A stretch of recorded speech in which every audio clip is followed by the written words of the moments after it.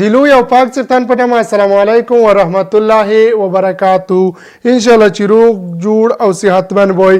په نننی درس کې به د طاقت له حیثیتونو سره انشاءالله اشنا کیږو. د طاقت حیثیتونه په دې ډول دي.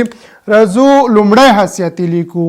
لومړی حیثیت کې ویل شوی دی وایي که چیرې قاعدې مساوي توانونه مختلفې له قاعدو څخه یوه قاعده لیکو توانونه یې سره جمع کوو د ضرب په حالت کې.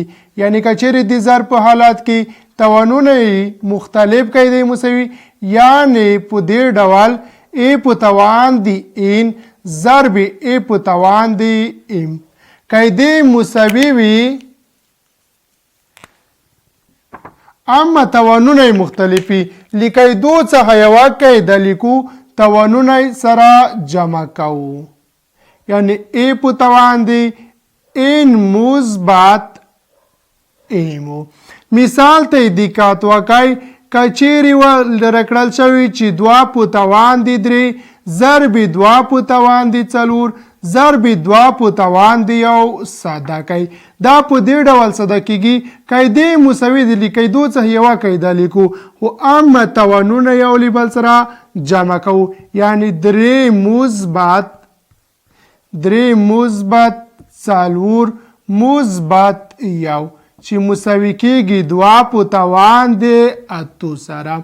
یو بل مثال ته دقت وکړئ که چیرې راکړل شوی وي چې درې په توان دی درې ضرب درې په توان دی څلور ضرب درې په توان دی دوه ضرب درې په توان دی یو ساده کړئ. دا څه ډول ساده کیږي قاعدې مساوي دي توانونه مختلف دي توانونه باید یو له بل سره جمع شي. یعنی درې مثبت څلور مثبت دوه مثبت یو چې مساوي کیږي له دقت کوئ څلور دوه شپږ درې نهه یو لس. یعنی درې په توان دی لسو سره مساوي کیږي. یو بل مثال ته دقت وکړئ که چیرې راکړل شوی وي ایکس مربع ضرب ایکس مکعب ضرب ایکس په توان دی یو ضرب ایکس په توان دی څلور. یا که چیرې خالي داسې ویل شوی وي چې ایکس مربع ضرب ایکس مکعب ضرب ایکس ایکس په توان دی څلور. د ایکس په معنا دی چې د دې توان له یو سره مساوي ده. یعنی هر عدد یو توان درلودونکی ده. که چیرې نه وي لیکل شوی دا په دې معنی چې دا یو توان لري. نو موږ وایو چې ایکس مساوي کیږي دوه مثبت درې مثبت یو مثبت څلورو مثبت یو مثبت څلور. حاصل مساوي کیږي دوه درې پنځه پنځه څلور نهه مثبت یو له لسو سره مساوي کیږي. په دې ډول ساده کولی شو. د کتاب سوال ته راځو. د کتاب په سوال کې ویل شوی دی که چیرې ولرو ا په توان دی ایکس پر ا په توان دی وای کل په توان دی وای منفي ایکس ضرب ا په توان دی ایکس ا په توان دی وای ا په توان دی وای کل په توان دی ایکس منفي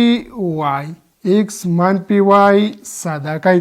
دا په دې ډول ساده کیږي. دقت کوئ که چیرې قاعدو ته دقت وکړو قاعدې مساوي دي ا په توان دی ایکس پر ا په توان دی وای هم په لومړی او هم په دویم حد کې. نو موږ راځو د قاعدو څخه یوه قاعده لیکو. یعنی ا په توان دی ایکس پر ا په توان دی وای توانونه یو له بل سره جمع کوو. وای منفي ایکس مثبت ایکس منفي وای. دقت کوئ وای له وای سره اختصار کولی شو ځکه علامې مخالفې دي. x لی x سره اختصار کولی شو.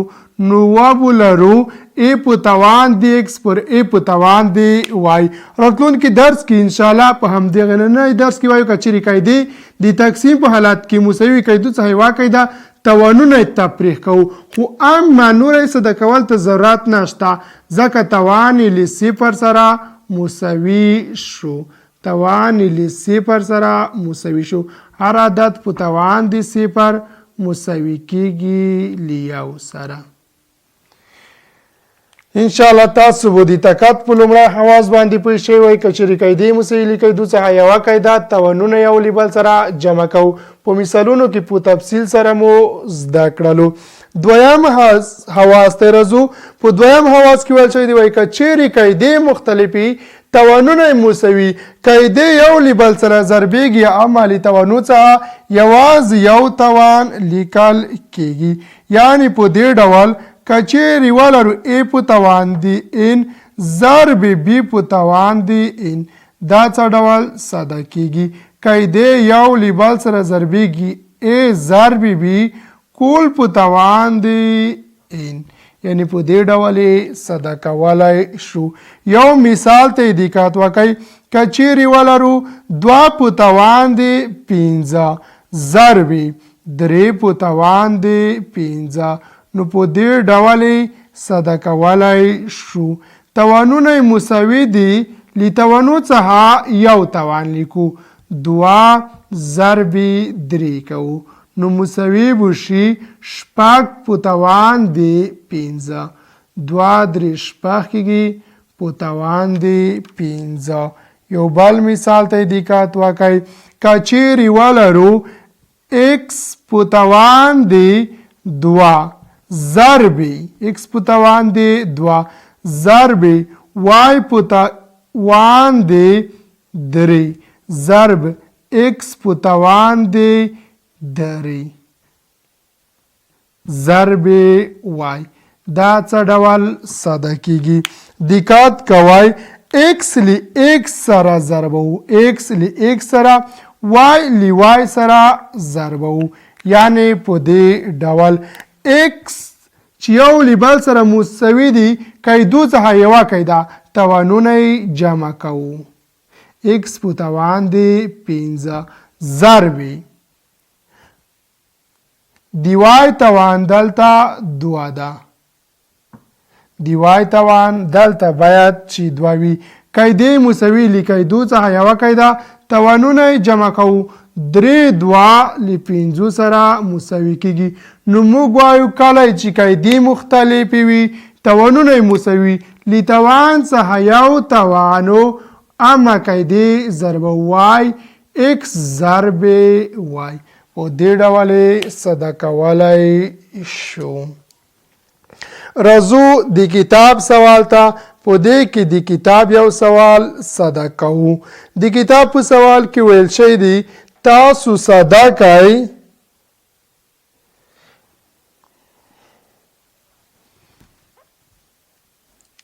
شپاړس ضرب په توان د 0.5 ضرب یو پر 8 په توان د 0.5 ضرب 0.5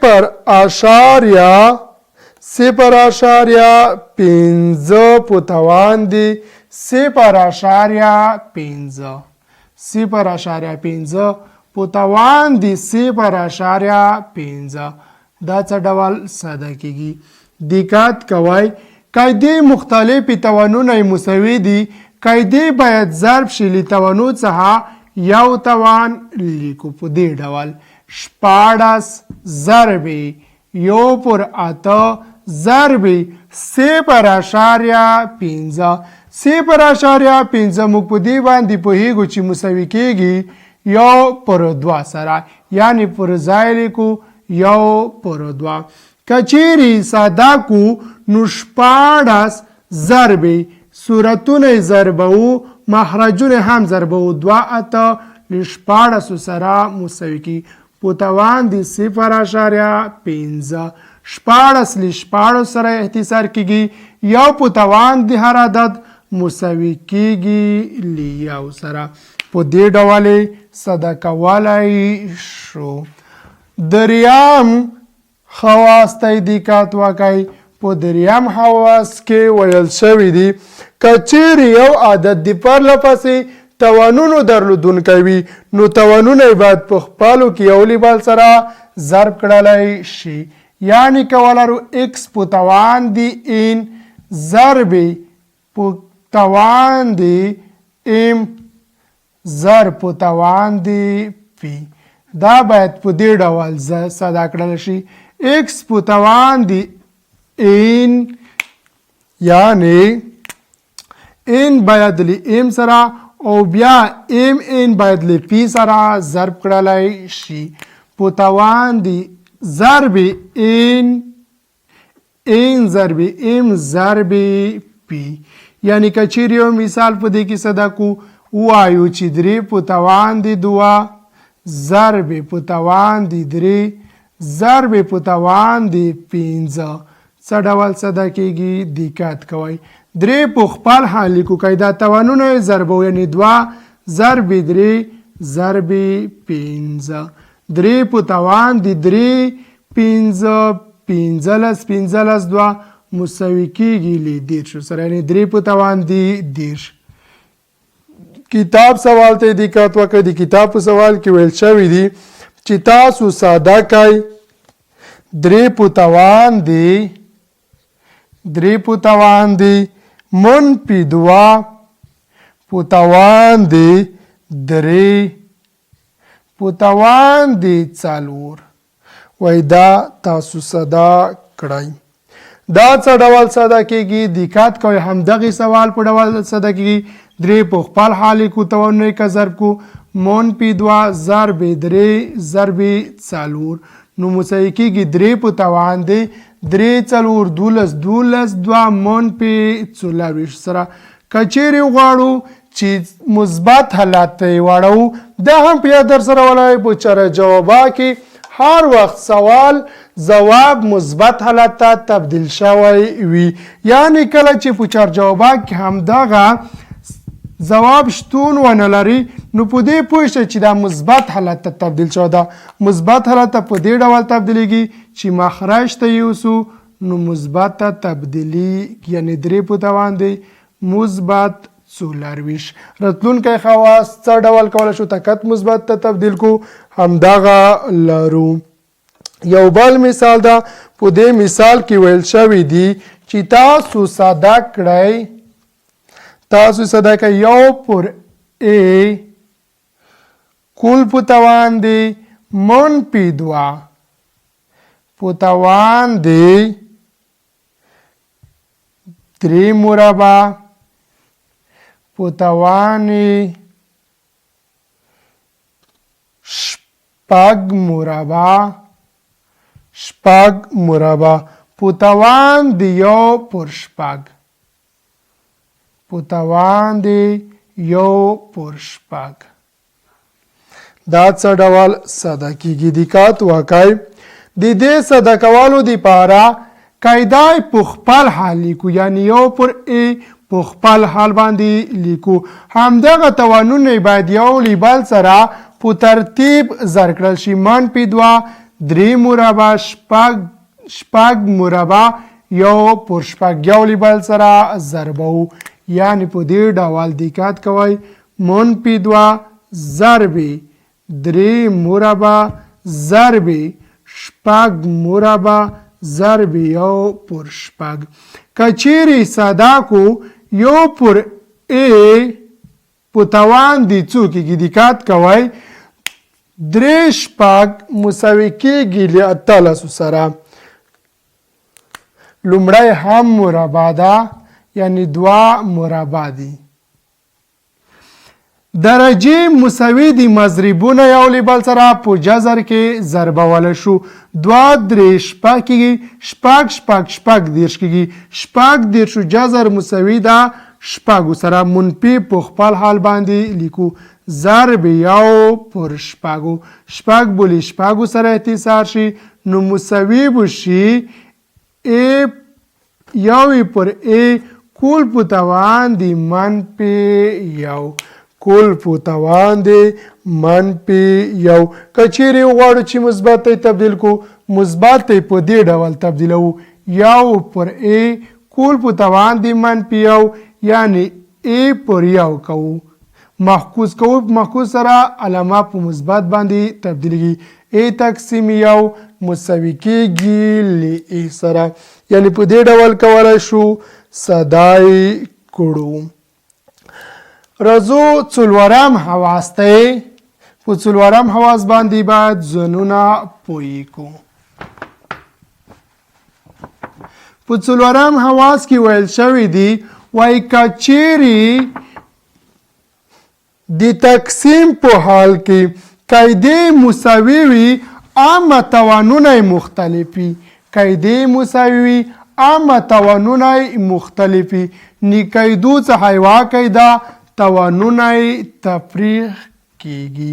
دا په دې معنا که چیرې ولرو ا په توان د ان پر ا په توان د ام قاعدې یو لیبل سره مساوي دي لیکایدو څخه باید یوه قاعده ولیکلی شي یعنی ا په توان دی ا په توان دی توانونه منفي شي ان منفي ام. کله چې د ضرب په حالت کې قاعدې مساوي توانونه جمع کیږي خو عامه د تقسیم په حالت کې توانونه تفریق کیږي. د مثال په ډول که چیرې ولرو درې په توان دی اووه پر درې په توان دی پنځه قاعدې یو لیبل سره مساوي دي قاعدو څخه یوه قاعده له صورت څخه مخرج باید تفریق شي یعنی اووه منفي پنځه نو مساوي کیږي له اووه منفي پنځه له دوه سره. کله چې درې مربع کو نو مساوي کیږي له نهو سره. دویم مثال ته دقت وکړئ که چیرې ولرو پنځه په توان دی پنځه په توان دی دولس پنځه په توان دی لس نو قاعدې مساوي دي له قاعدو څخه یوه قاعده توانونه باید تفریق کړلی شي چې مساوي کیږي پنځه په توان دی دوه که چیرې صدا کو مساوي کیږي له پنځه ویشتو سره مساوي کیږي له پنځه ویشتو سره. یو بل مثال ته دقت کوئ. په بل مثال کې لیکل شوی دی په بل مثال کې لیکل شوی دی دوه ا مربع دوه ا مربع په توان دی مثبت پنځه تقسیم دوه ا مربع په توان دی منفي یو ساده کوي. د دې ساده کولو دپاره همای قانون څخه ګټه اخلو ځکه قاعدې مساوي دي توانونه مختلف دي له قاعدو څخه یوه قاعده لیکو یعنی دوه ا مربع لیکو خو عامه توانونه تفریق کوو پنځه منفي یو. دلته باید قوس په دې خاطر ولیکلی شي چې علامه منفي ده. کله چې علامه منفي وي نو باید منفي مخکینی د هیل قوس ته ضرب کړلی شي. دوه ا مربع به مساوي شي پنځه منفي ضرب منفي مثبت یو یعنی مساوي کیږي له شپږو سره. دوه ا مربع کل په توان دی شپږ. که چیرې وغواړو نوره یې ساده کړو دوه په توان دی شپږ مساوي کیږي له څلور شپېتو سره همدغه توان ا ته هم ضربیږي یعنی د ا توان ته ضربیږي ا په توان دی 12 کېږي. په دې ډول یې ساده کولی شو. یو بل مثال ته دقت وکړئ. په څلورم مثال په دې ډول ده څلورم مثال په دې ډول ده ویل د ایکس په توان دی دوه ان منفي درې پر 2 ان منفي 3 x په توان دی 3 ان مثبت 1 x په توان دی 3 ان مثبت 1 دا څه ډول صدا کیږي دقت کوئ دې صدا کولو دپاره دویم حد هم لري یعنی ضرب x په توان دی ان مثبت 15 پر x په توان دی ان منفي 2 د دې صدا کولو دپاره موږ او تاسې باید لومړی تشخیص وکړو چې دا تکت کوم خواص باندې صدا کیږي مخکې د دې چې تاسو سوال صدا کوئ لومړی باید سوال تشخیص کوئ چې کوم حواس ته جوړ ده دا هغه قاعدې مساوي دي نو موږ کولی شو د تقسیم په خواص باندې صدا کو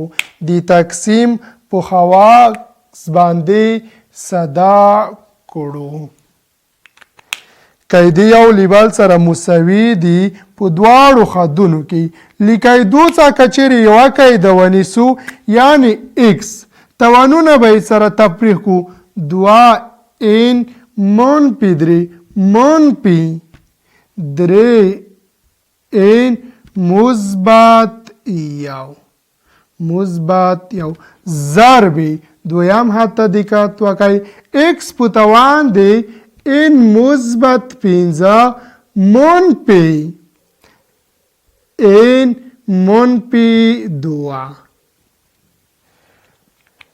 کچېرې توانونه یې ساده کو منفي باید د هیل قوس ته ضرب کړلی شي که ضرب کو منفي مثبت منفي کېږي یعنی مساوي به شي منفي 3 او همدغه منفي که چیرې یو ته ضرب کو مثبت به په منفي باندې تبدیل کړلی شي دویم حد ته دقت وکړئ منفي که قوس ته د هیل ته ضرب کو ان منفي ده ان مثبت د منفي بشي او 2 منفي دي مثبت بشي یعنی په دې ډول به ولیکو که چیرې د اختصار وړي باید اختصار په دې کې ترسره کو دقت وکړئ منفي 3 منفي 1 2 ان منفي 3 ان نو مساوي کېږي همدغه حدو همدا حد مساوي کېږي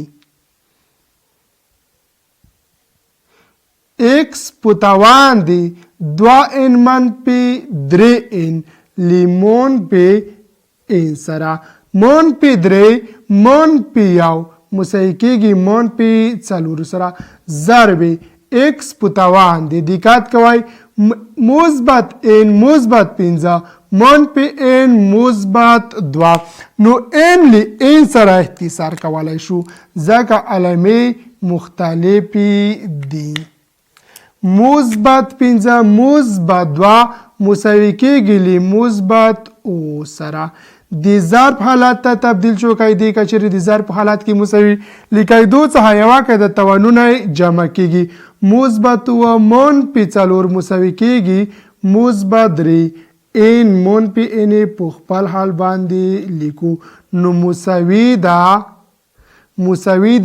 x په توان دی 3 منفي ان x په توان دی 3 منفي انو د تکت پاتې اواز به انشاءالله په راتلونکي برنامه کې وایو تر راتلونکي برنامې مو په پاک خدای سپارم ښه وخت او ښه مطالعه ولرئ